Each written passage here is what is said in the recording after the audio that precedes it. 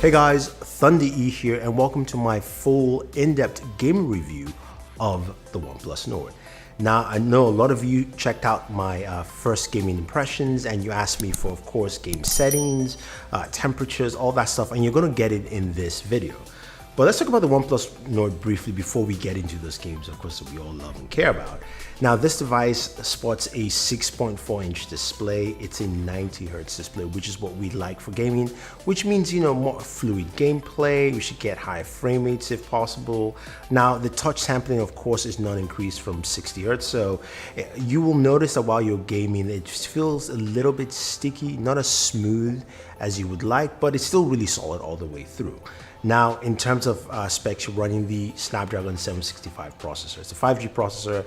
Also, this is a powerful processor that should give you some good gameplay. Now, when you guys checked out my gaming first look, a lot of the games ran well and smooth, but you cared about how the performance is. And we'll talk about performance, and also we'll talk about battery life as well, because it houses a 4100 roughly milliamp battery, and it's also got Warp 32 charging, so you're getting the same fast charging you'd expect on devices like the OnePlus 8 and OnePlus 8 Pro on this device as well. So fast charging is there, but how about battery dissipation, especially when you're gaming? So what we're going to take a look at first is some of the games. So Call of Duty Mobile, of course, PUBG Mobile, Fortnite. We're going to take a look at also a few other games like Vainglory as well, and two other games that I think you guys would definitely like. But we'll show you the settings for each game, telling you where the graphic settings are, and then after that, we'll see some gameplay and we'll talk.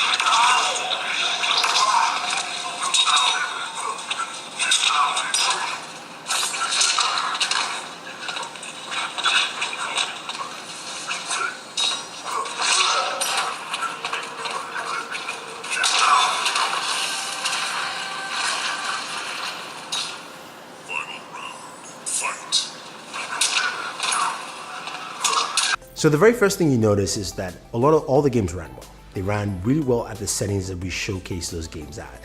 Now, some of you are really asked about PUBG. Could we do extreme HDR gaming? You can't. It's just not available at this point in time.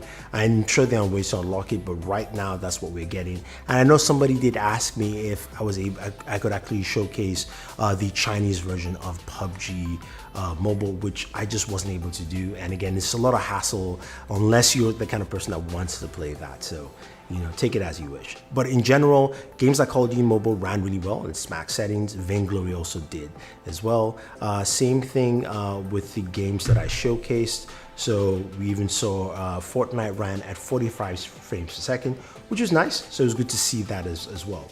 Now, a couple of things to notice, it also has a game space. Now the game space doesn't give you a lot of features you expect from a gaming device, but it shows you all your games. So we saw Bright Memory Mobile, which is a really cool game, graphically intensive. Vainglory is there. You have all your games listed in there, and you have a few settings you can go to. You can see the amount of time you play the games per day, the most played games you've actually used, your battery usage as well. Those are the kind of things you can go through, but it doesn't give you any of your stats like the FPS for games, so I use a separate software for that. But you can see, you know, PUBG Mobile ran around 60 frames per second, same thing as Call of Duty Mobile, and then Fortnite was at 45 frames per second, so we got that, and Vainglory ran at 90 frames per second, so that was actually cool to see. Now, when it came to temperatures, though, the system went up to about 38 degrees Celsius, which is fine, and actually was pretty good, especially for a device that doesn't have any special cooling whatsoever. So that was actually good to see. It ran warm, but it was quite playable and easy to use.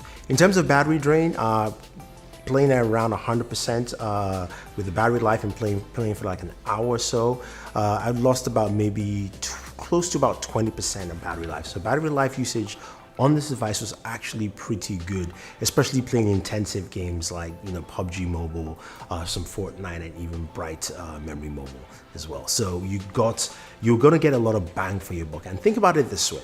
This device, now the version I do have here has 12 gigs of RAM, 256 gigabytes of storage, but you can start off from 6 gigabytes of RAM, 64 I believe, and that starts at $335, and I think that will still run. Even if you're not getting that version, you start off with the base version, at least in other parts of the world apart from India, that starts at 8 gigabytes of RAM for 400 bucks. You're gonna get this kind of gaming experience. So I don't think you'll find a lot of Android devices out there that are priced starting at $335 to give you the kind of gaming experience you're going to get on this device. Now, you're not gonna run everything on max settings. There's some games, like you said, PUBG Mobile just wouldn't run at max, but that is to be expected. I liked what I got with it. And also I like the extra features you're gonna get with this device. It's got a really solid camera. The images I took from the camera are really nice, daytime photos, some nighttime shots as well. I think, you know, even the different, you've got, you know, a wide angle lens, you've got a regular lens and a zoom lens, or at least a 2x zoom, and everything just comes out really nice, and you really can't go wrong spending $335. I'm gonna stress it again. $335 for this device to give you that kind of gaming performance, great image quality, a solid build overall, fast charging included.